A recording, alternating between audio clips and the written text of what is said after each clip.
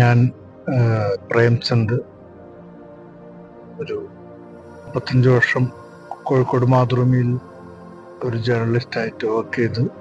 അതിനുശേഷം ജോൺ എന്ന് പറഞ്ഞിട്ടുള്ള ഒരു സിനിമ, ജോൺ അബ്രഹാം എന്ന് പറയുന്നൊരു കോഴിക്കോട്ട് നിന്ന് മരിച്ചുപോയ ഒരു ഡയറക്ടറുടെ ഓർമ്മക്ക് ജോൺ എന്ന് പറയുന്നൊരു സിനിമ ചെയ്തു. ഒരു നോവൽ എഴുതി, പാതാളക്കരണ്ടി എന്ന് പറഞ്ഞിട്ട്.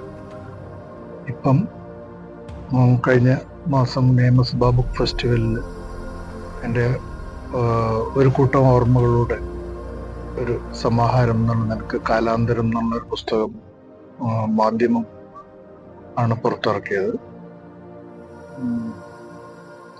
സാവിത്രി രാജീവൻ തിരുവനന്തപുരത്ത് നിന്ന് നിയമസഭാ ബുക്ക് ഫെസ്റ്റിവലിൽ അത് പ്രകാശനം ചെയ്തു. പുസ്തകത്തെക്കുറിച്ചാണ് ചില ഓർമ്മകൾ ഇവിടെ ഞാൻ പങ്കുവെക്കുന്നത്. ഒരു വർഷത്തോളം മാധ്യമം ആഴ്ചപ്പതിപ്പിൽ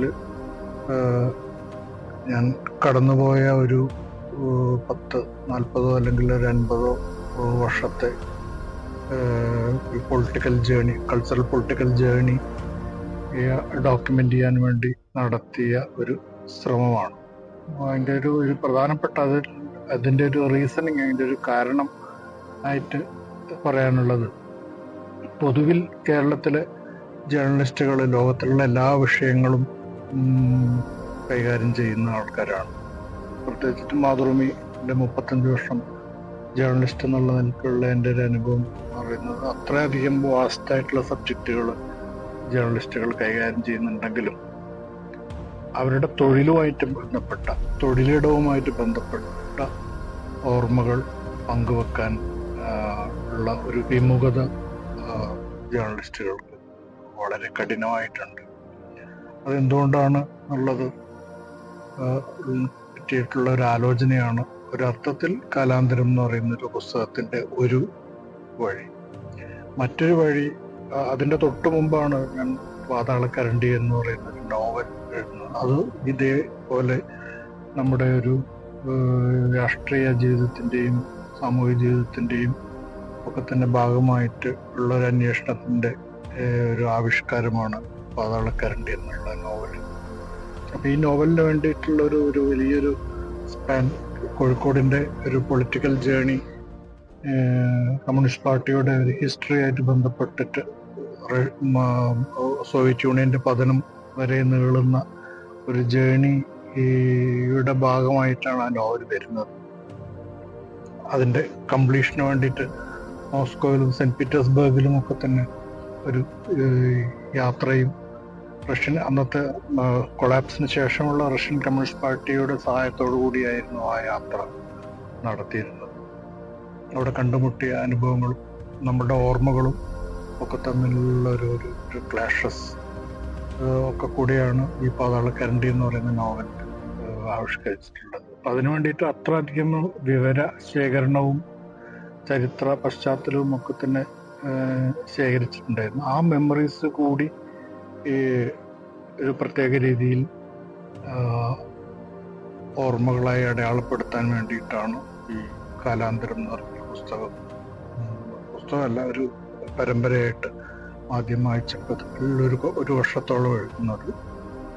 ഒരർത്ഥത്തിൽ ഓട്ടോബയോഗ്രഫി എന്ന് പറയാൻ പറ്റില്ല, കാരണം ആത്മകഥയല്ല അത്. വേണമെങ്കിൽ കടന്നുപോയ വഴികളെ കുറിച്ചിട്ടുള്ള ഓർമ്മകളുടെ ഒരു ലെയർ ആണ് ഇതിലൂടെ ആവിഷ്കരിച്ചത് എന്ന് വേണമെങ്കിൽ പറയാം. ഹിസ്റ്റോറിക്കൽ ഫാക്ട്സ് ഉണ്ട്, നമ്മൾ കടന്നുപോയ എത്രയോ മനുഷ്യരെ അതിലൂടെ ഡോക്യുമെന്റ് ചെയ്യാൻ പറ്റുന്നുണ്ട്. അപ്രത്യക്ഷരായി പോകുന്ന മനുഷ്യരെ വീണ്ടും ഓർമ്മകളിലേക്ക് തിരിച്ചു പിടിക്കാൻ വേണ്ടിയിട്ടുള്ള ശ്രമങ്ങളുണ്ട്.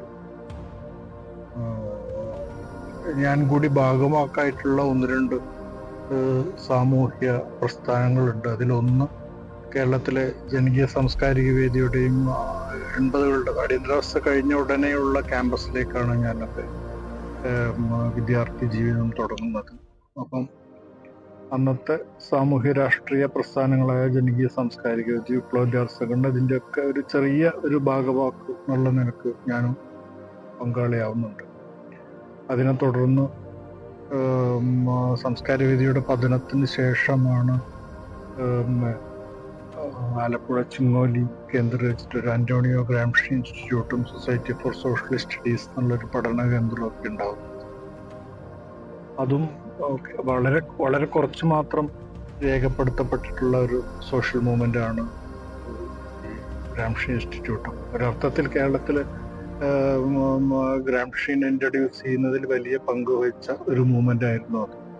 ചിന്ത, രവീന്ദ്രൻ അക്കാലത്താണ് ഈ മൂവ്മെന്റായിട്ട് വളരെ ബന്ധപ്പെട്ടിട്ടുള്ള ഒരു വർക്ക് ചെയ്തിരുന്ന ഒരു ജീനിയസ് ആയിരുന്നു ചിന്ത രവീന്ദ്രൻ. അദ്ദേഹം ആണ് ആദ്യമായിട്ട് കേരളത്തിൽ നിന്ന് ഇറ്റലിയിൽ ഗ്രാംഷിന്റെ വീട് വരെ ചെന്ന് ആ മെമ്മറീസും അതിനെക്കുറിച്ചിട്ടുള്ള എഴുത്തുകളും ഒക്കെ തന്നെ മലയാളത്തിൽ ആദ്യമായി രേഖപ്പെടുത്തുന്നത്. പിന്നെ ഗ്രാംഷി പഠനങ്ങൾ, പിന്നെ അതിനുശേഷമാണ് ഗ്രാംഷിയുടെ വർക്ക്സ് ഒക്കെ മലയാളത്തിലേക്ക് ട്രാൻസ്ലേറ്റ് ചെയ്യപ്പെട്ട് വരുന്നത്.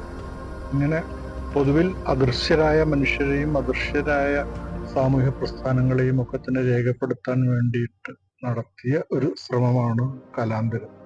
മുഖ്യധാരയിൽ അതിന് പ്രോപ്പറായിട്ടുള്ള ഒരു ഇടം ഉണ്ട് എന്ന് ഞാൻ വിചാരിക്കുന്നില്ല. മുഖ്യധാര എപ്പോഴും മാർക്കറ്റ് ഓറിയന്റഡ് ആയിട്ടുള്ള പ്രമേയങ്ങളും മാർക്കറ്റ് ഓറിയന്റഡ് ആയിട്ടുള്ള മനുഷ്യരെയും ഒക്കെ തന്നെയാണ് ഫോക്കസ് ചെയ്യുന്നതും പിന്തുടരുകയും ചെയ്യുന്നത്. അപ്പോൾ അതിൽ തമസ്കരിക്കപ്പെട്ടു പോകുന്ന, അദൃശ്യരായി പോകുന്ന മനുഷ്യരിലേക്കാണ് ഈ കാലാന്തരം എന്ന് പറയുന്ന പുസ്തകത്തിൻ്റെയും അതിലെ പ്രമേയങ്ങളുടെയും ഒക്കെ തന്നെ ഒരു ഫോക്കസ് എന്നാണ് വ്യക്തിപരമായിട്ട് എനിക്ക് എൻ്റെ തന്നെ പുസ്തകത്തെ പറ്റിയിട്ട് പറയാനുള്ളത്. ജോൺ അബ്രഹാം നിന്നാണ് തുടങ്ങുന്നത്. അത് എൻഡ് ചെയ്യുന്നതും ജോൺ അബ്രഹാമിലാണ്. ഒരു ജോൺ ഓർമ്മ ദിനത്തിന് തുടങ്ങി അടുത്ത ജോൺ ഓർമ്മ ദിനത്തിന് അവസാനിക്കുന്ന മട്ടിലാണ് ഈ പുസ്തകം സ്ട്രക്ചർ ചെയ്തിട്ടുള്ളത്. ഒരു വർഷമാണ് അത് ഇമ്മീഡിയറ്റ് ആയിട്ട് തന്നെ മാധ്യമം ബുക്സ് പുസ്തകമാക്കി പ്രസിദ്ധീകരിക്കുകയാണ് ഉണ്ടായത്.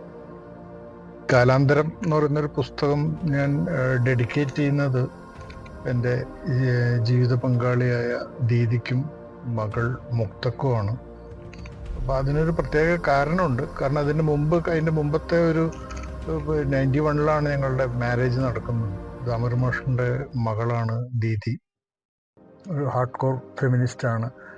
അപ്പോൾ ഞാൻ എഴുതുന്ന എല്ലാ റൈറ്റിങ്സും ആദ്യം വായിക്കുന്ന ഒരാളായിരുന്നു ദീദി. പക്ഷേ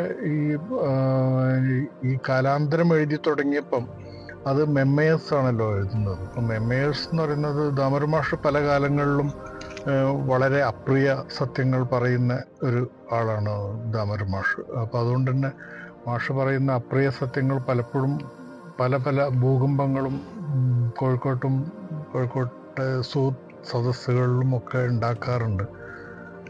അപ്പം മക്കളൊക്കെ അയ്യോ അത് അത്ര ലെവലിൽ പറയേണ്ടതില്ല എന്ന് അച്ഛനോട് പറയുന്ന മക്കളുടെ ഒരു ഫേസ് ഉണ്ടായിരുന്നു. അപ്പം ഇതിൻ്റെ തൊട്ട് മുമ്പ് പാതാളക്കരണ്ടി എന്ന് പറയുന്ന നോവൽ ഞാൻ ഡെഡിക്കേറ്റ് ചെയ്യുന്നത് ദാമോദരൻ മാഷുക്കാണ്. മാഷുമായിട്ടുള്ളൊരു നീണ്ട സംവാദത്തിൻ്റെ ഒരു മെമ്മറി അതിൻ്റെ ഫോർമേഷനിൽ ഭയങ്കരമായിട്ട് സഹായിച്ചിട്ടുണ്ട്. പിന്നെ ഇതിലേക്ക് കടന്നപ്പം ഞാൻ മെമ്മറീസ് പറയാൻ തുടങ്ങിയപ്പം മാഷ് പറയുന്ന അതേപോലെ തന്നെ പല അപ്രിയ സത്യങ്ങളും ഏത് ലെവലിൽ വരെ ഞാൻ പറഞ്ഞേക്കും എന്നുള്ള ഒരുതരം ആങ്സൈറ്റി ദീദിക്കും മകൾക്കും ഒക്കെ ഉണ്ടായിരുന്നു. അങ്ങനെ അവർ വായിക്കാത്ത ഇത് പബ്ലിഷ് ചെയ്ത സമയത്ത് അവർ വായിക്കാത്ത രചനകളാണിത്. പുസ്തകമായി കഴിഞ്ഞതിന് ശേഷം വായിക്കാമെന്നായിരുന്നു അവരുടെ വാക്ക്. അതിനുശേഷമാണ് അവർ വായിച്ചത്. അതുകൊണ്ട് തന്നെ ഈ പുസ്തകം ഞാൻ ഡെഡിക്കേറ്റ് ചെയ്തത് മകൾക്കും ദീദിക്കും. മകൾ മുക്ത ബാംഗ്ലൂർ സെൻറ്റ് ജോസഫ് യൂണിവേഴ്സിറ്റിയിൽ മീഡിയ സ്റ്റഡീസിൻ്റെ അസിസ്റ്റൻറ്റ് പ്രൊഫസറാണ്. അവളാണ് ഞാൻ എടുത്ത സിനിമ ജോൺ എന്ന് പറയുന്ന സിനിമേൻ്റെ പ്രൊഡ്യൂസറും ക്രിയേറ്റീവ് ഡയറക്ടറും മുക്തയായിരുന്നു. ദീദിയാണ് ആ സിനിമ എഴുതിയത്. അങ്ങനെ ഈ പുസ്തകം ഞാൻ ഇവർക്ക് രണ്ടുപേർക്കുമാണ് ഡെഡിക്കേറ്റ് ചെയ്തത്.